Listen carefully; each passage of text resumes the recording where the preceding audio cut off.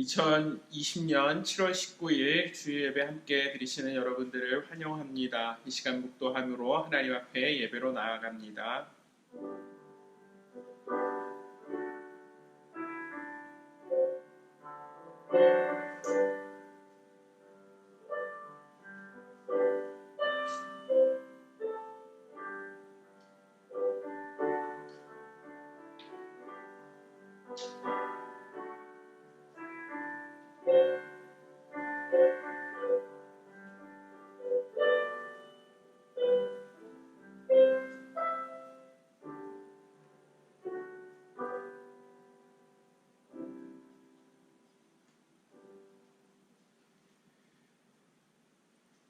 땅의 모든 끝이 여호와를 기억하고 돌아오며 모든 나라의 모든 족속이 주의 앞에 예배하리니 나라는 여호와의 것이요 여호와는 모든 나라의 주제심이로다. 아멘. 하나님, 그렇습니다. 하나님이 모든 만물의 주관자 되십니다. 하나님 한 분만이 우리의 예배를 받기에 합당하신 하나님이십니다.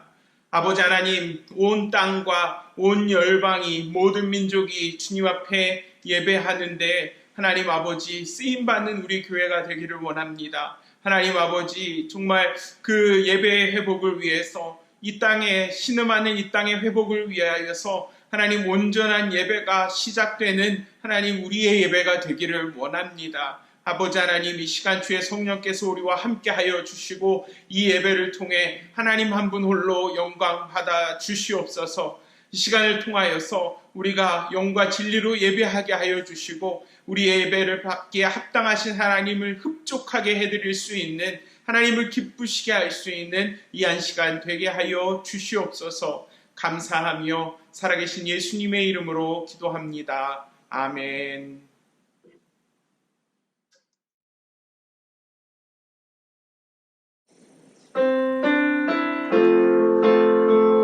이 시간 함께 기쁜 마음으로 찬양하겠습니다. 태산을 넘어 천국에 가도.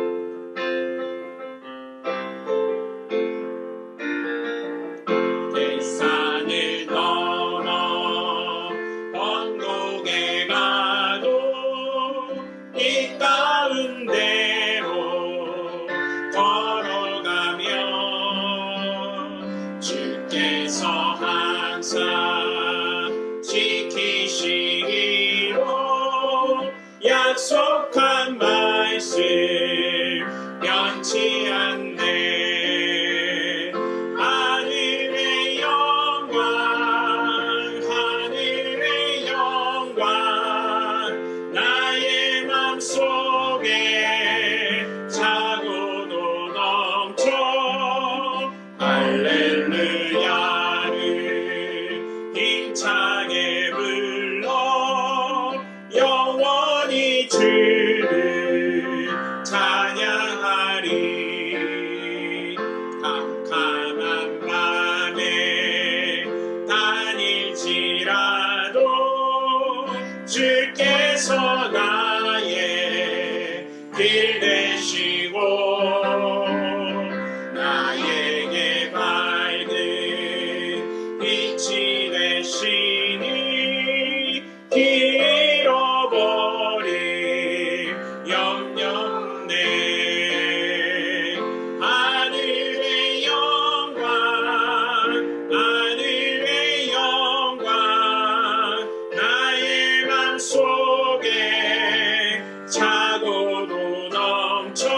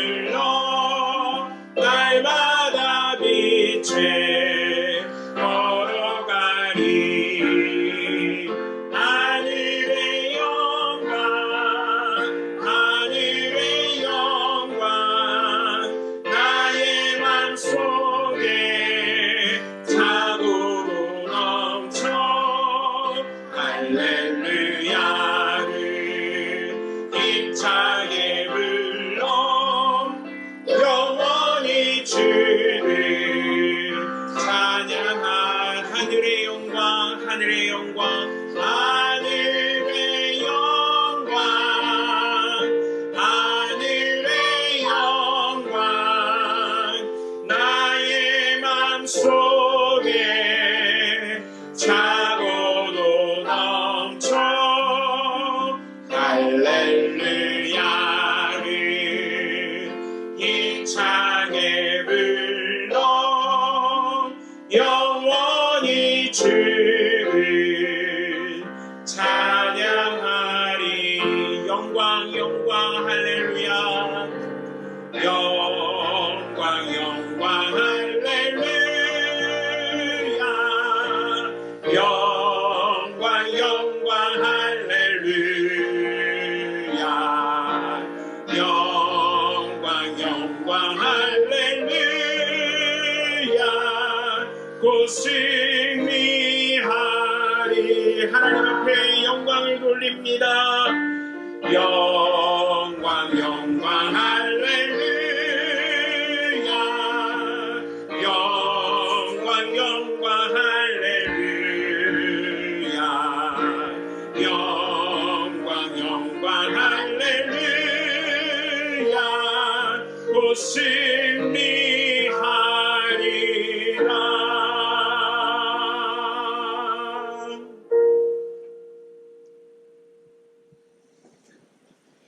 오늘 함께 나눌 하나님의 말씀입니다. 누가복음 2장 8절에서 14절까지의 말씀입니다. 누가복음 2장 8절에서 14절입니다.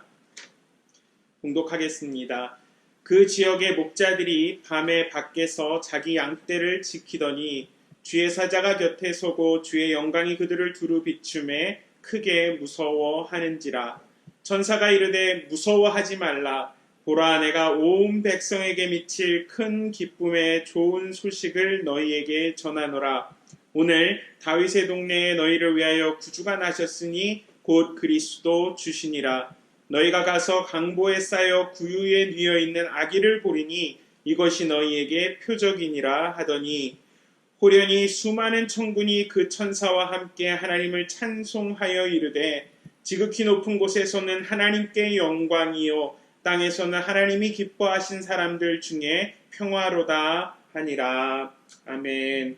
오늘은 한여름의 크리스마스, 크리스마스 인 줄라이 라는 제목으로 하나님의 말씀을 나누겠습니다. 한여름의 크리스마스, 크리스마스 인 줄라이. 이것이 오늘 설교 제목입니다. 날씨가 너무 더워지니까 더 그 크리스마스 시즌이 생각나는 것 같기도 하고요. 크리스마스를 통해서 우리가 좀 서로가 서로를 선물을 하고 서로의 그 사랑을 나누고 이러는 것들이 지금 이 정말 척박한 상황 가운데서 더 그리워지기 때문에 우리가 크리스마스가 생각나는지도 모르겠습니다. 크리스마스 하면 떠오르는 여러 가지 이미지들이 있잖아요. 일단은 좀 한방눈이 와야 좀 분위기가 잡히는 것 같고요. 큰 크리스마스 트리가 있습니다. 거기에 화려한 그 장식들이 되어 있고 그 밑에는 선물들이 쫙 자리 잡고 있는 것. 그리고 왠지 크리스마스 하면 그 연말의 분주함까지도 겸하여 느껴지는 그런 모습들이 생각이 납니다. 그런데 과연 크리스마스 하면 지금 우리가 이야기한 그런 이미지들이 전부인가? 한방눈, 크리스마스 트리, 화려한 장식, 선물. 사실 오늘 이제 이 누가복음 2장의 본문으로 설교를 해야 하는데 조금 주저하게 되더라고요. 이 설교를 지금 하는 게 좀 너무 어색하지 않을까? 이런 주저함이요. 그러면서 지금 여러분들과 나눴던 그 크리스마스의 이미지들을 한번 생각해 봤어요. 그런데 한 가지 좀 깨닫게 된 것은 크리스마스 이미지 가운데 정말 크리스마스의 주인공인 예수님은 그렇게 큰 비중을 차지하고 있지 않다라는 거예요. 예수님께서 이 땅 가운데 오신 이유, 예수님께서 이 땅 가운데 탄생하신 그 이유, 그것을 생각한다면 사실은 크리스마스는 연말에 그렇게 12월 25일 그 하루를 기억하고 그렇게 축하하는, 셀러브레이트하는 그 날이 되어야 할 뿐만 아니라 사실은 예수님께서 왜 이 땅 가운데 오셨는가? 이 땅 가운데 오셔서 무엇을 하셨는가? 우리는 예수님의 그 목적에 따라서 살아내고 있는가? 하면서 그것을 고민하면서 사실은 회개하고 나 자신을 돌아보는 시간이 되어야 하지 않을까라는 생각을 해보게 되었습니다.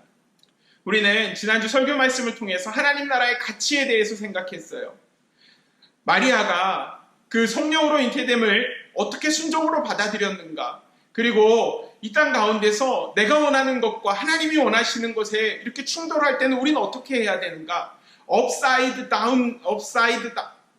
downness. 네, 앞뒤가 그렇게 뒤집어지는 상황 속에서 우리는 그러한 하나님 나라의 가치를 과연 꿈꾸고 살아내고 있는가? 크리스마스를 생각할 때 우리는 그 크리스마스의 가치, 성탄의 가치가 과연 우리 교회 가운데서 나의 삶 가운데서 드러나고 있는가? 한번 오늘 고민해 볼 수 있는 시간이 되었으면 좋겠습니다.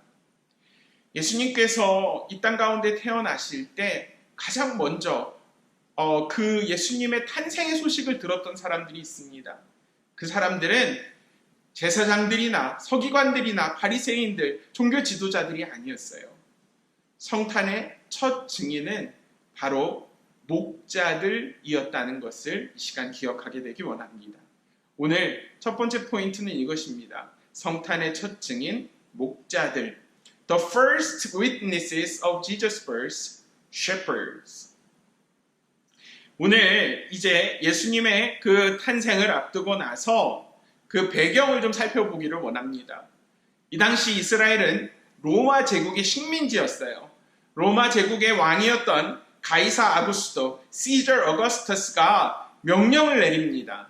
식민지였던 이스라엘에 인구 조사를 하라는 거예요. 센서스를 하라고 명령을 내리는 것입니다.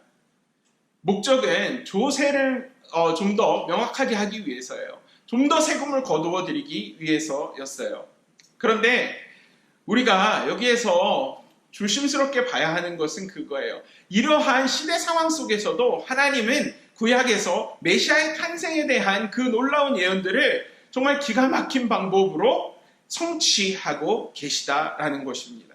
요셉과 마리아의 원래 거주지는 갈릴리 나사렛이라는 동네입니다. 하지만 그 호적을 하기 위해서 고향으로 사람들이 갔는데요. 그 고향은 바로 베들레헴, 떡집이라는 의미를 가진 베들레헴이라는 곳이었다라는 거예요. 이것은 구약성경 미가서 5장 2절의 예언의 성취가 되는 것이기도 합니다. 베들레헴 에브라다야, 너는 유다 족속 중에 작을지라도 이스라엘을 다스릴 자가 내게로 나올 것이라. 그의 근본은 상고에 영원에 있느니라. But you, Bethlehem Ephrathah, though you are small among the clans of Judah, out of you will come for me one who will be ruler over Israel, whose origins are from of old, from ancient times. 미가서 5장의 말씀대로 그 베들레헴에서 메시아가 탄생할 것이다. 영원부터 계신 그분이 바로 이스라엘을 다스리고 온 땅을 다스릴 분이 갈릴리 나사렛이 아니라 베들레헴에서 태어나실 거라는 것이 이런 시대 상황과 맞물려서 지금 그려지고 있는 것입니다. 베들레헴은 다윗성이라고도 불리웠어요. 사무엘상에 보면은 다윗은 예수님 오시기 전 약 1000년 전에 바로 그 베들레헴이라는 곳에서 태어납니다. 그리고 그가 양떼를 돌보던 곳도 바로 그 베들레헴이라는 마을 근처의 언덕이었어요. 이제 요셉이 그 정혼한 마리아와 함께 베들레헴으로 호적을 하러 갑니다. 아마 아직까지도 이 두 사람은 아직 그 결혼이 아니라 정혼, 약혼 단계예요. 하지만 이제 요셉에게, 마리아에게 가브리엘 천사가 나타나서 성령으로 잉태됨을 알린 이후에 그 참 요셉이라는 사람이 의로운 사람이었었다라고 성경이 기록하잖아요. 그 자기와 정혼한 마리아, 그리고 자기의 아이를 갖기 이전에 먼저 성령으로 잉태된 그 메시아를 가진 마리아를 요셉은 아주 사랑했던 것 같아요. 그리고 그 마리아를 돌보기 위해서 그 호적을 하는데, 인구조사를 하는데 같이 동행해서 이제 그 나사렛에서요, 이제 베들레헴으로 이동을 했던 겁니다. 그런데 그 베들레헴에 도착한 그 순간에 이제 해산할 날이 도래했다라는 거예요. 그리고 나서 아기 예수님께서 그곳에서 탄생하시게 됩니다. 누가복음 2장 7절 말씀이에요. 첫 아들을 낳아 강보로 싸서 구유에 뉘었으니 이는 여관에 있을 곳이 없음이러라. And she gave birth to her firstborn, a son. She wrapped him in clothes and placed him in a manger, because there was no room for them in the inn. 메시아이신 예수님께서 말구유에서 정말 비천한 신분으로 너무도 초라하게 이 땅 가운데 오셨다라는 것입니다. 그런데 예수님이 그 탄생하신 그날, 천사가 그 기쁜 소식을 처음 알렸던 그 사람들, 바로 목자들이 오늘 본문에서 등장을 합니다.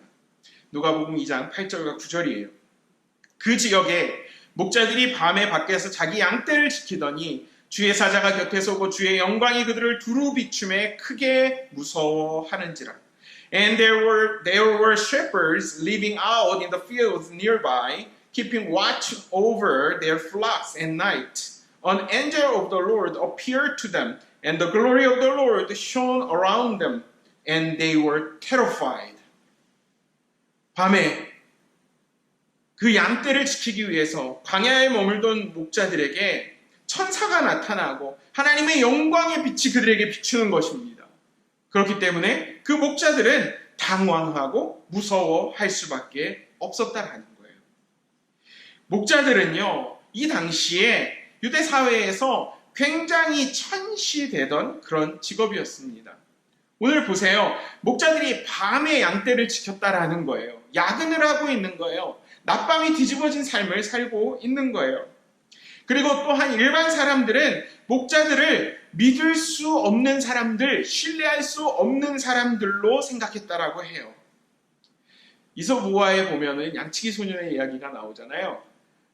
늑대가 나타났어요. 늑대가 나타났어요. 두 번이나 거짓말을 하는 거예요. 그리고 세 번째, 실제로 그 늑대가 나타났을 때 아무도 그 양치기 소년을 도와주러 오지 않았다라는 거 아니에요? 아마도 그 이솝우화의 그 글쓴이가 아마도 여기에서 힌트를 얻지 않았나 하는 생각이 들기도 할 정도로요. 이 유대 사람들이 목자들을 신뢰하지 못하고 그들을 멸시하고 그들을 천대했던 것은 이 당시에 아주 편만했던 그런 사실이라는 거예요. 그리고 목자들이 하는 일이 유대인의 규례에 따르면 부정한 일로 간주되었다라는 거예요. 양들을 들짐승으로부터 지키려면 아무래도 피를 보는 일이 있었을 것이고 좀 험하게 그들이 살았었을 거예요. 목자라고 해서 그렇게 우리가 뭐 다윗 늘 찬양하고 그랬던 것만 생각하는데 그게 아니라 정말 사자와 곰과 그런 그 비수들과 함께 이렇게 싸우고 그렇게 피를 많이 흘려야 했던 그런 직업이 목자였기 때문에 사람들은 그들을 무시하고 그들을 비천한 존재로 여겼다라는 거예요. 오늘 목자에게 처음 전달된 그 성탄의 기쁨, 그것이 왜 우리에게 중요할까요? 명백한 사실은 이것입니다. 복음이 맨 먼저 그 당시에 사회적으로 천대를 받던 사람들에게 전해졌다라는 것입니다. 복음은 가진 자, 기득권자, 물질이 많은 자, 명석한 자에게 전해진 것이 아니라 무시당하는 자, 멸시당하는 자, 누군가가 인정해주지 않는 소외되고 고립된 자들을 위해서 우리에게 주어진 것이라는 거예요. 사랑하는 성도 여러분, 이 사실이 저와 여러분들에게 큰 위로가 되기를 원합니다. 저와 여러분들도 복음을 받을 만한 자격이 있는 사람들이 아니에요. 저와 여러분들도 인간적으로, 인격적으로 또 여러 가지 모양으로 부족한 것이 많고 여러 가지 모양으로 참 내세울 것들이 없는 존재임에도 불구하고 하나님께서 우리를 택하시고 우리를 하나님의 자녀 삼아주시고 교회 삼아주신 이유는 우리가 연약하기 때문입니다. 우리가 비천하기 때문이에요. 우리가 없기 때문입니다. 그래서 저는 우리 교회를 바라보면서 또 우리 성도 한 사람 한 사람을 바라보면서 또 제 자신을 바라보면서 소망을 갖게 돼요. 하나님의 방식이 그렇기 때문에 그래요. 하나님이 그 목자들에게 예수 그리스도의 그 성탄의 기쁨을 천사들을 통해 가장 먼저 알려주셨다는 그 사실을 여러분 기억하면서 우리 함께 그것을 묵상할 수 있기를 원합니다. 제가 설교 중에 노숙자 이야기를 진짜 많이 하잖아요. 오늘 한 번만 더 할게요. 요즘에 하도 이제 경기가 어렵고 날이 더워지니까 그런지도 모르겠는데 왜 이렇게 노숙자들이 많을까요? 근데 노숙자들 중에서도 육체적으로 불편한 사람들도 있고요. 정신적으로 불편한 사람들도 있잖아요.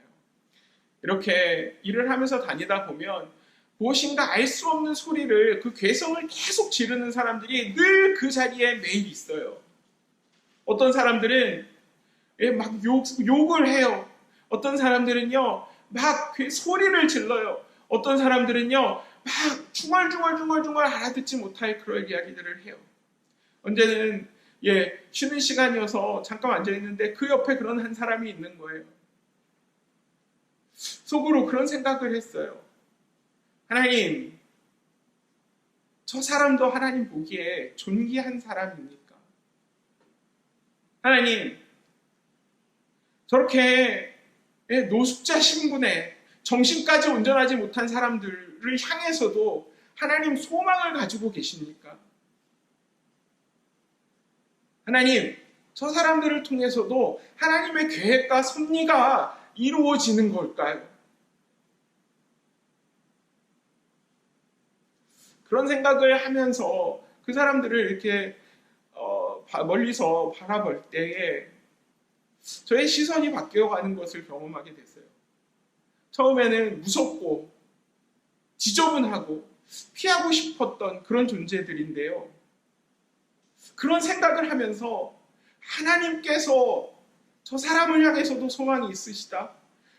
인간이 바라볼 때는 저 사람의 미래가 없어 보이지만 하나님께서 보실 때는 저 사람은 존귀한 자고 미래가 창창한 사람이다 라고 생각할 때 어떤 방법을 써서라도 그 사람을 돕고 어떤 방법을 써더라도 그 사람이 다시 서도록 해야 하는 일이 바로 성도의 사명이고 교회의 사명이 아닐까라는 생각을 해보게 되었습니다. 그러면서 오늘 본문 말씀을 대하면서 다시 한번 그런 상황들이 생각이 나더라고요. 사랑하는 성도 여러분, 우리 교회는요 이런 방향을 좀 분명히 했으면 좋겠습니다. 우리 교회는요 가진 자들, 갖춰진 자들, 인격적으로나 신앙적으로나 정서적으로나 육신적으로나 모든 것들을 갖추고 있는 자들을 향해서 그들의 필요를 세워주는 그런 소셜 클럽이 아니라 목자들에게 하나님께서 예수님 탄생의 첫 소식을 알리셨던 것처럼 지금도 소외당하고 이 땅 가운데서 멸시당하고 누군가 돌아보지 아니하는 그들에게 손을 내밀 수 있는 우리 교회, 우리 성도 한 사람이 되기를 주의 이름으로 축원합니다. 성탄의 첫 증인 목자들, 그 목자들에게 천사가 전해준 소식은 두 번째요. 큰 기쁨, 영광과 평화였습니다. 큰 기쁨, 영광과 평화. Great joy, glory and peace. 누가복음 2장 10절부터 12절까지 말씀이에요.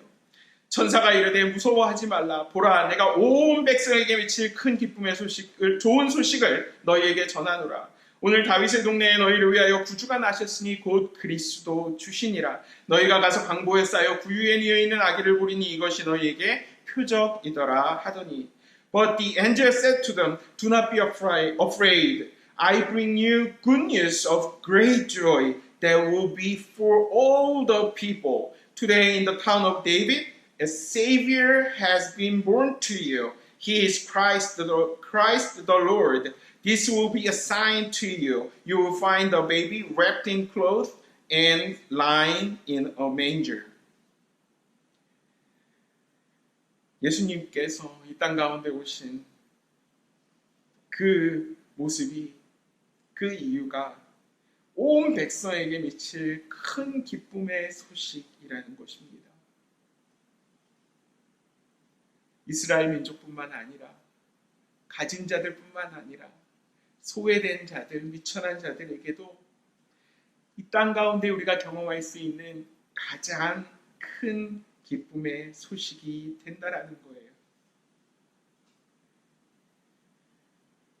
그리고 이 천사는 목자들에게 분명히 얘기해요. 너희를 위하여 구주가 나셨다. A Savior has been born to you. 곧 그리스도 주시니라. 구주, 우리를 죄에서 사망으로부터 구원하시는 분이잖아요. 그리스도, 기름 부은 자로서 우리의 왕이 되시고 우리들의 제사장이 되시고 선지자가 되셔서 이제 우리를 이런 압제로부터, 죄악과 죽음의 공포로부터 해방시켜 주실 그분이 오늘 태어나셨다라고 이야기하고 있는 거예요. 여러분, 그리스도께서, 예수님께서 이 땅에 오신 사실 자체가 기쁜 소식이고 바로 복음입니다. 그리스도의 전 생애가 바로 복음입니다. 우리가 그 복음의 기쁨을 맛보지 못한다면 우리는 신앙생활을 할 수 없어요. 예수님께서 태어나신, 이 땅 가운데 오신 이유가 바로 나에게 기쁨을 주기 위해서, 나를 구원하시기 위해서, 나를 통해 새로운 일을 행하시기 위해서 오셨다라는 그 사실을 인정하는 것이 중요합니다. 그러면서 누가복음 2장 13절과 14절은 이렇게 이어져요. 호련히 수많은 천군이 그 천사들과 함께 하나님을 찬송하여 이르되 지극히 높은 곳에서는 하나님께 영광이요 땅에서는 하나님이 기뻐하신 사람들 중에 평화로다 하니라. Suddenly a great company of the heavenly host appeared with the angel, praising God and saying, Glory to God in the highest, and on earth peace to men on whom his favor rests. 갑자기 수많은 천군 천사들이 어디선가 나타납니다. 그리고 천사들이 함께 하나님을 찬양하기 시작해요. 지극히 높은 곳에서는 하나님께 영광이요. Glory to God in the highest. 땅에서는 하나님이 기뻐하신 사람들 중에 평화로다. And on earth peace to men on whom his favor rests. 여러분, 이러한 천사들의 그 합창에 동참하고 싶지 않으세요? 우리는 최소한 1년에 한 번 성탄절에는 이 구절을 읽습니다. 지극히 높으신 곳에서는 하나님께 영광이요 땅에서는 하나님 기뻐하신 사람 중에 평화로다. 영광이라는 단어는 헬라어로 독사라는 단어예요. 영광은요, 영원하시고 거룩하신 하나님이 임재하시고 자기의 모습을 드러내신다라는 뜻이에요. 하나님께서 광채를 비추신다라는 뜻이에요. 하나님의 영원하신 그 하나님 되심이 예수님을 통해서 충만하게 드러나기 때문에 하나님은 오늘 그 예수님의 탄생을 앞두고 천사들은 하나님께 영광이다라고 이야기하고 있는 거예요. 예수님의 십자가와 부활을 통해, 예수님의 구속사역을 통해 이제 잃어버렸던 온 백성이, 수많은 사람들이 찬양의 자리로, 예배의 자리로 나와서 하나님을 찬양하고 영광 돌리고 존귀함을 높일 것이기 때문에 오늘 높은 곳에서는 하나님께 영광이요라고 이야기하는 거예요. 하나님이 인생과 세상의 모든 만물을 향해 하나님께서 계획하신 그 계획과 섭리가 예수님을 통해서, 그 아기 예수님을 통해 완수되실 것이기 때문에 하나님께 영광이요라고 천사들은 찬송하고 있는 것입니다. 우리는 이 영광이라는 단어를 잘 기억하고 우리 삶 속에 드러낼 수 있어야 해요. 왜냐하면 오늘 이 땅 가운데 오신 예수님이 그 영광 중에 사셨기 때문이에요. 요한복음 13장 31절에서 예수님은 십자가를 통해 영광에 들어가셨다라고 말씀하세요. 로마서 6장 4절이요. 아버지의 영광에 의해 예수님은 다시 살아나셨다라고 이야기합니다. 디모데전서 3장 16절이요. 예수님은 영광 속에서 들어올리셨다, 승천하셨다라고 이야기해요. 사도행전 7장 55절이요. 스데반이 순교하는 그 내용인데요. 스데반은 돌에 맞으면서도 지금도 예수님께서 영광의 우편에 계신 것을 보면서 얼굴에 미소를 지으면서 순교하게 돼요. 그 영광이 하나님께 돌려지듯 이제 오늘 그 메시아로 태어나신 아기 예수님께 돌려진다라는 거예요. 예수님은 바로 영광의 주님이십니다. 나아가 우리들이 이제 종말론적인 소망, 다시 재림하실 그 주님을 기대하는 것도 위대하신 하나님과 구주 예수 그리스도의 영광이 나타나는 것을 소망하는 것이 바로 우리들의 참 소망이라고 디도서 2장 말씀은 이야기합니다. 사랑하는 성도 여러분, 우리는 얼마나 이 영광을 나타내는 삶을 살고 있어요. 고린도전서 10장 31절은 이렇게 말씀합니다. 그런즉 너희가 먹든지 마시든지 무엇을 하든지 다 하나님의 영광을 위해 하라.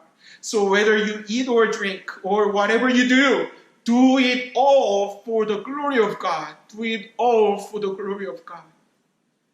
우리가 성도로 살아가면서 우리가 교회의 모습을 갖추면서 우리는 하나님의 영광을 나타내고 있습니까?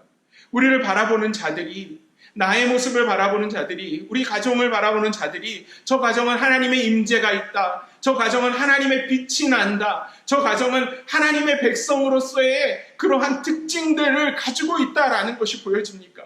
우리 교회를 통해서 우리가 정말로 살아계신 하나님의 임재하심이 우리를 통해 경험되고 증거되고 있습니까? 평화, 히브리어로는 샬롬이라고 하고요. 헬라어로는 에이웨네라고 해요.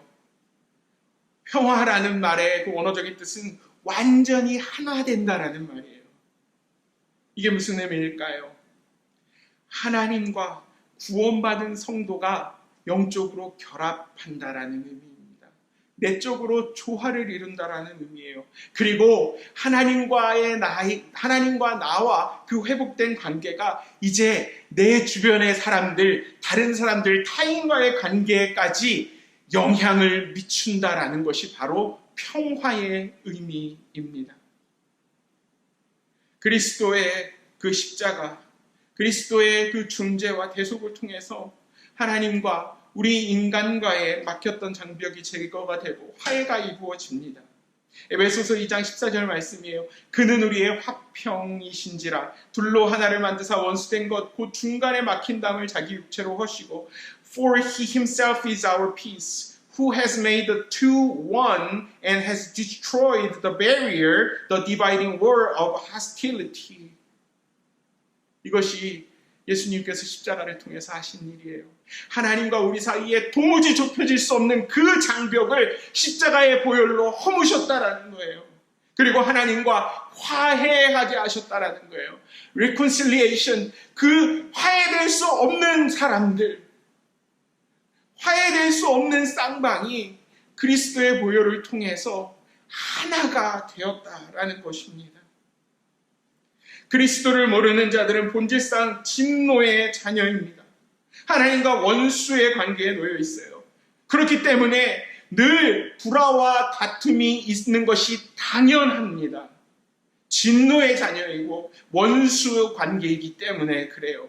그 수렁에서 우리들의 노력으로는 도무지 빠져나올 수가 없어요. 하지만 그리스도의 십자가의 보혈을 통해서 하나님과 근본적인 화해를 이룬 사람은 세상이 경험할 수 없는 놀라운 평강을 비로소 소유할 수 있게 되는 것입니다.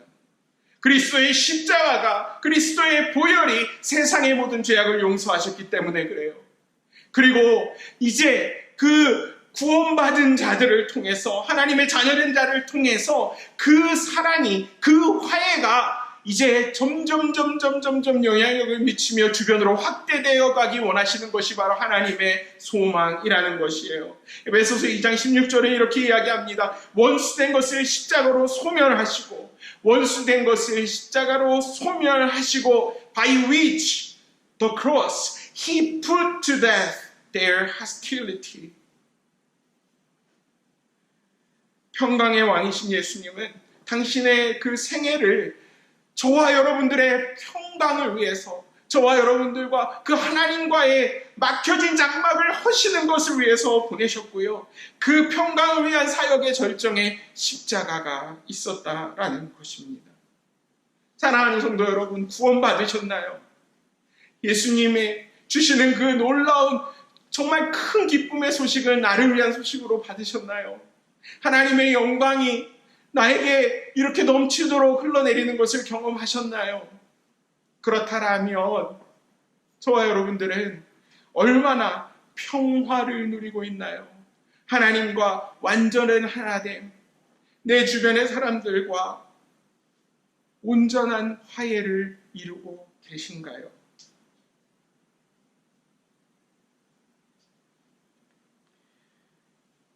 코로나가 도무지 수그러들 기미를 보이지 않습니다. 특별히 지금 텍사스, 플로리다, 아리조나 이쪽 남부 지역으로 해서 점점 그 확산세가 더 커지는 것 같아요. 한국에서는 얼마 전 교회들을 향해서 행정명령이 이루어졌습니다. 교회에서 공예배 이외의 모든 모임을 금지한다라는 거예요. 물론 코로나 초기에 그 신천지 사건, 또 여러 교회를 통해서 그런 확진자들이 계속 늘어나는 것, 잘못한 거죠. 안타까운 일이죠. 하지만 교회가 정말 예배 외에는 아무 모임도 갖지 말라, 이런 정부의 제재를 받는 상황까지 왔다라는 사실이 정말 가슴이 미어집니다. 사찰에는 안 그러는데, 하다못해 식당이나 카페나 술집 이런 거에 대한 제재도 없는데 왜 교회가 그러한 대우를 받아야 하는가? 그러면서 많은 크리스천들이 한국에서요, 정부가 교회를 탄압한다라고 이야기해요. 안타까운 일은 맞습니다. 하지만 이럴 때 정말 성도된 우리가 보여야 하는 반응은 무엇일까? 한번 좀 고민을 해보게 돼요. 특별히 오늘 말씀을 좀 묵상하면서 우리는 어떤 자세를 가져야 하는가? 한번 좀 고민해 보기를 원합니다. 교회는 사회적으로 문제가 있고 무엇인가 병폐들이 있을 때 사람들의 상한 신령을 회복시키고 그들에게 정말 큰 기쁨의 소식을 안기고 그들에게 하나님의 영광이 드러나게 하고 그들에게 평화가 이루어지도록 해야 하는 사명이 있습니다. 그런데 한국 교회가 참으로 지금까지 얼마나 사회에 그러한 영향력을 미치지 못했으면, 사람들이 교회의 그런 모습을 안다면, 교회의 그런 역할을 삶 속에서 경험하고 있다라면 과연 이렇게까지 올 수 있었을까라는 생각을 해보게 됩니다. 지금 한국도 그렇지만 저희도 마찬가지인 것 같아요. 이러한 예배로 모이지 못하는 상황들, 교회의 작은 그런 모임들이 점점 제재되는 이런 상황들 속에서 저와 여러분들은 오늘 이 땅 가운데 오신 예수님을 묵상하면서 정말 나는 소외되고 미천한 자들에게 그들에게 관심을 갖고 그들에게 손을 내밀고 복음을 전했는가? 이 땅에서의 안위가 나의 신앙의 목적이 아니라 복음 자체가 나에게 기쁨이며 목적이었는가? 하나님의 영광 중에 거하며 십자가를 통한 평강을 나는 경험했는가? 나는 그 평강을 세상과 타인을 향해서 흘려보냈는가? 그들의 위로 회복을 위해서 나는, 우리 교회는 얼마나 힘썼는가? 한번 돌아보며 회개할 수 있는 저와 여러분들 되시기를 원합니다. 그렇게 될 때 하나님은 이러한 어려운 상황 가운데서, 정말 이렇게 절망적인 상황에서 다시 한번 반전의 역사를 일으키셔서 우리 교회를 사용하실 것이고, 한국교회를 사용하실 것이고, 우리 성도 한 사람 한 사람을 사용하셔서 다시 하나님의 하나님 되심을, 예수 그리스도께서 이 땅에 오신 이유가 온전히 성취되는 그 하나님의 성취를 위해서 저와 여러분들이 오늘도 한 걸음 한 걸음 걸어가게 도우실 것입니다. 오늘 말씀을 묵상하면서 함께 기도하겠습니다.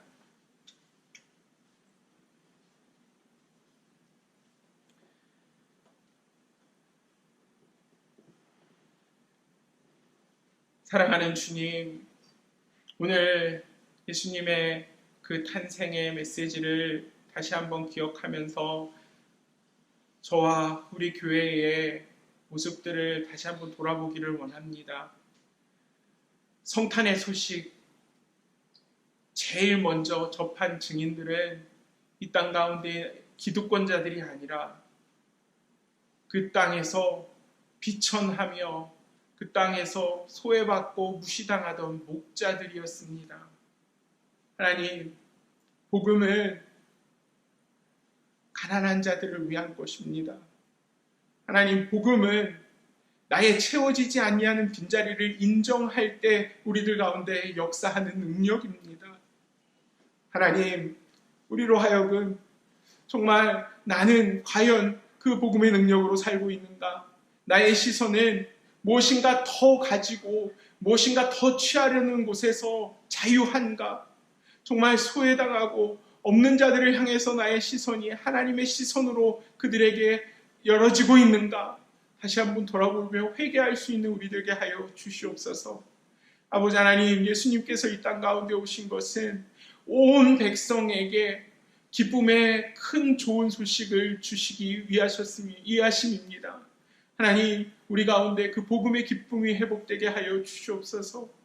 하나님의 영광이 우리 가운데 예수님의 탄생을 통하여서 임하였습니다. 하나님 아버지, 하나님의 그 임재가 우리 삶 속에 머무는가? 우리가 그 정말 하나님의 그 빛나심을, 하나님의 광채를 전하며 정말 평화의 전달자로 살아가고 있는가? 우리 삶을 돌아보게 하여 주시옵소서.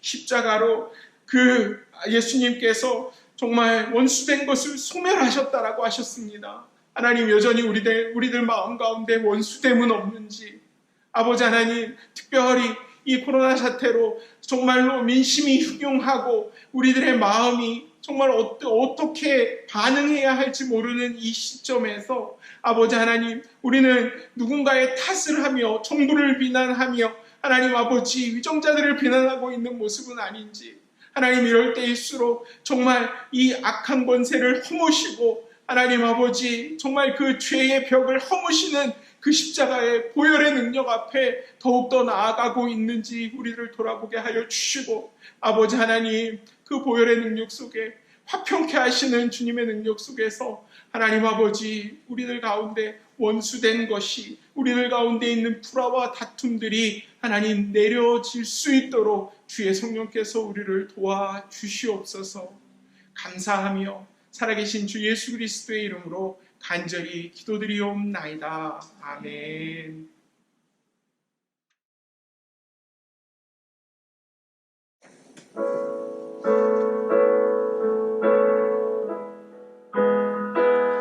시간 준비한 예물 하나님 앞에 드리고 말씀을 묵상하면서 함께 찬양합니다. 평강의 왕이요, 평강의 왕이요, 자비의 하나님, 만군의 주시오, 다시 오실 영원하신 왕, 주를 찬양, 주님을 찬양, 온 땅 위에 높은 높으신 주를 모든 만물 찬양 주를 찬양 주님을 찬양 나의 여호와께 찬양 평강의 왕이요 평강의 왕이요 자기의 하나님 만군의 주시오 다시 오실 영원하신 왕 주를 찬양 주님을 찬양 온 땅 위에 높으신 주를 모든 만물 찬양 주를 찬양 주님을 찬양 나의 여호와께 주님을 찬양합니다 주를 찬양 주님을 찬양 온 땅 위에 높으신 주를 모든 만물 찬양 주를 찬양 주님을 찬양 나의 여호와께 찬양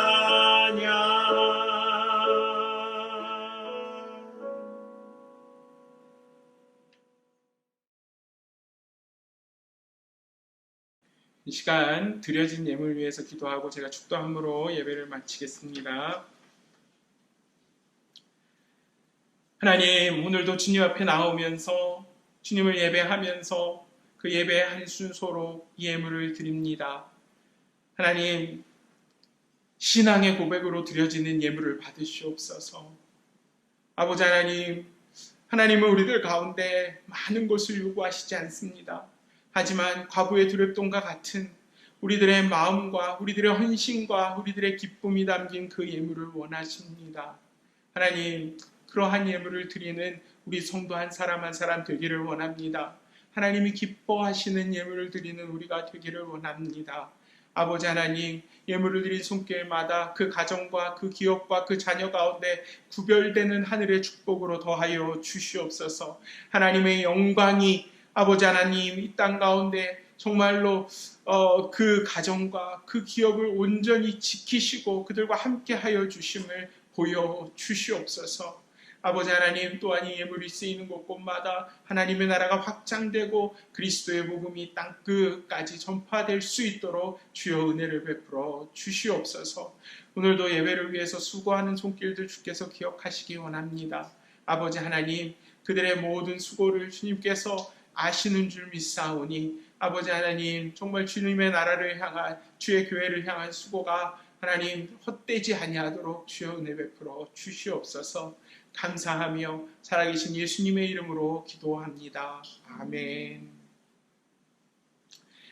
지금은 우리 주 예수 그리스도의 은혜와 아버지 하나님의 크신 사랑과 성령님의 교통하심이 예수님의 그 성탄의 기쁜 소식이 목자들에게 전파됐던 것처럼 이제는 소외되고 비천한 자들에게 그 회복의 은혜를 위하여서 먼저 손을 내밀겠노라고 결단하는 한 사람 위에, 또 우리들 마음이 가난하여져서 그 예수 그리스도의 그 복음의 소식이 큰 기쁨으로 들려지기를 간절히 소망하는 성도 한 사람 위에, 또한 하나님의 영광 가운데 거하며 정말 그 예수님의 탄생의 평안이, 그 평화가 하나님과 나와의 관계, 또 나와 주변의 모든 사람들 관계에서 이루어지기로 결단하며 오늘 나아가는 주의 사랑하시는 백성들 머리 위에 지금부터 영원토록 함께 계실지어다. 아멘.